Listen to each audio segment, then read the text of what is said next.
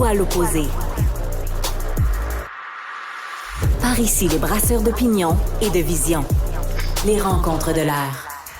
Emmanuel Latraverse est avec nous. Emmanuel, as-tu regardé la circulaire des différentes bannières d'alimentation? Écoute, il y a bien des spéciaux en fin de semaine.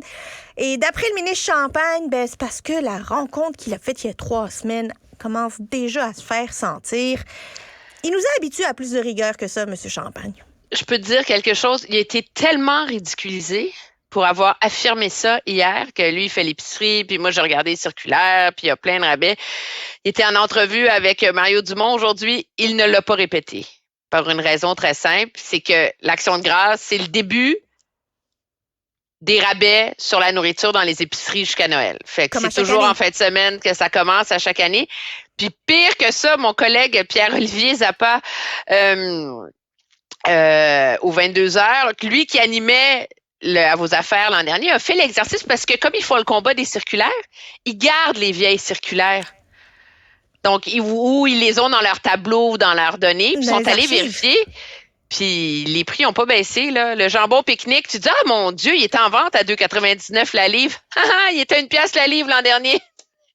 Fait que non, les circulaires, là, c'est pas ça du tout. Puis on sent le ministre là, commencer à objectivement tempérer son discours et les attentes des gens pour une raison très, très simple, c'est qu'il sait que il y a pas grand-chose qu'il peut faire objectivement, là. Et parce que la concurrence, tu sais, on a beau dire au Canada, il y a seulement 3 géants, etc., mais la concurrence demeure forte entre eux, là. C'est à ça que ça sert, les circulaires, là, tu sais. Alors, pour baisser les prix, on est dans une période où ils baissent les prix à ce temps-ci de l'année de toute façon. Le problème, c'est qu'est-ce qui va arriver au mois de février quand ils vont recommencer à les monter. Puis les vraies mesures structurantes, là, c'est la loi sur la concurrence est déposée, il faut l'adopter, il faut mettre la réglementation, il faut la mettre en œuvre. Il faut revoir la taxation de certains produits également. Est-ce que le gouvernement a besoin d'aller chercher des taxes sur tous les produits qui sont, par exemple, individuels? L'affichage peut être une bonne avenue aussi à sur la taxation, monsieur Champagne dit qu'il est ouvert, mais en même temps, la taxation, ça coûte de l'argent, puis là, le gouvernement n'a plus d'argent. Alors c'est pas trop bon, là. Mais le gouvernement est vraiment coincé, puis plus le débat avance, plus M. Champagne essaie de ne pas complètement se décrédibiliser en nous citant les circulaires, mais plus il finit par admettre que oui, le gouvernement brasse le pommier, comme il dit, là. Oui, ça fait de la pression sur les grandes bannières, mais les vraies mesures qui, à terme, vont permettre de rééquilibrer le marché, etc., ça va prendre 1 an ou 2, là. Je veux dire, il faut qu'elles se mettent faut les adopter, il faut qu'ils se mettent en œuvre, il faut qu'elles percolent, faut que. Ça prend beaucoup de temps, là. Alors, cette idée, là, qu'ils vont baisser les prix, là, je veux dire, il n'y a pas 1000 façons de le faire, là. La réalité, c'est que soit ils grugent dans leurs marges, qui sont déjà pas grosses, soit ils font pression sur leurs distributeurs. C'est pas Métro qui va faire flanchir Unilever, puis s'ils font ça sur les petits distributeurs et les petits producteurs, ben eux, ils n'ont pas des grosses marges ici non plus pour aller gruger dans leurs profits qui sont minusculos. Ou, qu'est-ce qui va arriver? Ils vont baisser les prix sur certains produits. Ils vont les monter sur d'autres. Ils vont les augmenter sur d'autres. Je veux dire, c'est ça qui va arriver. Puis je pense que c'est la raison pour laquelle le public est tellement sceptique, parce qu'au moins la vertu de tout ce débat sur le prix de l'épicerie, c'est que ça a beaucoup éduqué les gens sur la réalité des marchés, là, et la réalité de la complexité de cette chaîne d'alimentation-là, où nos joueurs n'ont pas un immense pouvoir et où la hausse des prix, je veux dire, elle commence en Ukraine avec la perturbation du marché du blé.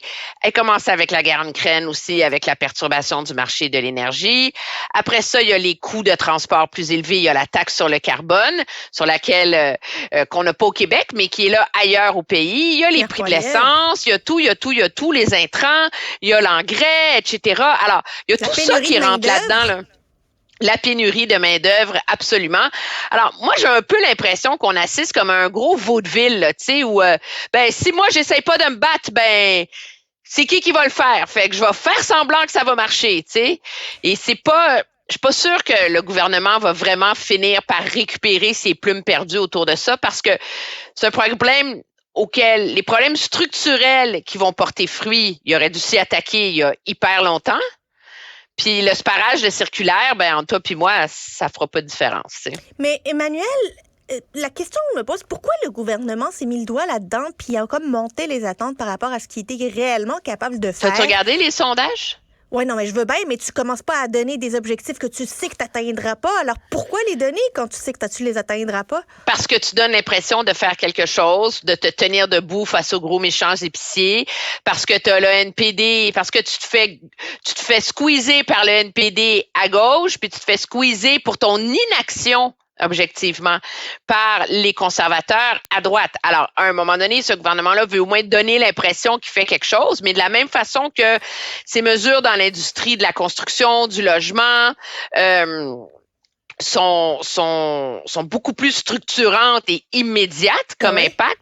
Mais ça, il y a beaucoup de théâtre là-dedans. Puis, il y a une chose, moi, je pense qu'une des raisons pour lesquelles le gouvernement a pris tellement de temps à agir sur le front de l'épicerie, c'est quelque chose que personne veut répéter puis dire parce que c'est pas vrai que quand on se compare, on se console, mais c'est ça pareil en termes de marchés mondiaux. C'est que l'inflation alimentaire au Canada, là, oui, elle est élevée, mais je veux dire, c'est 13 14 en France, 13 en Allemagne, 17 en Grande-Bretagne. Parce que nous, on est à côté des États-Unis où, oui, elle est moins chère, mais tout est moins cher aux États-Unis. Puis en plus, il y a un marché. Nous, on a le dollar canadien qui vaut beaucoup moins que le dollar américain et beaucoup moins que l'euro.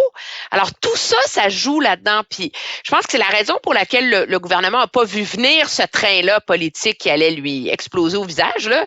C'est qu'il se comparait avec les autres pays. Ben, finalement, ça va bien ici, c'est moins pire qu'ailleurs, etc. Mais ça n'empêche pas qu'avec le temps, ben, les gens sont plus capables, ils sont étouffés, puis les banques alimentaires débordent. C'est assez... J'ai l'impression que le gouvernement fédéral nourrit ce scepticisme, nourrit le fait qu'on sait qu'on peut rien faire, puis juste va donc la payer 22 pièces ta bouteille de guacamole. Mais c'est surtout que c'est un gouvernement qui est de plus en plus... il veut tellement donner l'impression aux gens qu'il s'attaque à des problèmes concrets, puis il veut tellement avoir des résultats qu'il s'attaque à plein d'affaires qui ne relèvent pas de lui. La loi sur la concurrence et l'épicerie, c'est une chose. Mais regarde là, toute l'offensive sur les villes, là, ce fonds-là là, qui est au cœur du litige avec le gouvernement Legault. Je veux dire, c'est pas au gouvernement fédéral de gérer les règles de zonage dans les villes. Voyons donc! Puis là, la dernière idée en liste, c'est celle, on va déposer bientôt un projet de loi pour essayer d'inciter ou forcer les villes à réduire le nombre de Airbnb disponibles. Je veux dire, ça relève pas du gouvernement fédéral, ça? Mais pourquoi il se met la main là-dedans? Parce que Airbnb, ça touche le monde, on se bat pour vous, puis tu sais, c'est très populiste en vérité comme approche. Ouais. Mais pendant ce temps-là, les problèmes fondamentaux, ben on n'en parle pas parce que c'est pas sexy. L'immigration, on a de retirer 1 milliard de dollars au budget de la défense canadienne. Je veux personne qui va aller pleurer sur l'armée.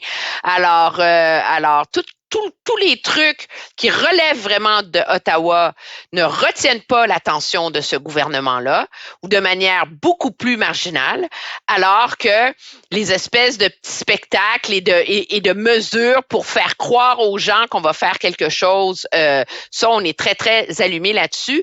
Moi, je doute de si ça va vraiment aider le gouvernement Trudeau à se sortir la tête de l'eau. Moi, j'y crois pas une seule seconde. Là. Ça, c'est de la politique de surface. Puis les Canadiens sont capables de le voir quand c'est de la politique de surface. Emmanuel Latraverse, bonne action de grâce. J'espère que ta dinde va être juteuse et grosse. Et celle de mon mari. Celle de mon mari. Moi, je fais celle de Noël. À mardi. Au revoir. À mardi.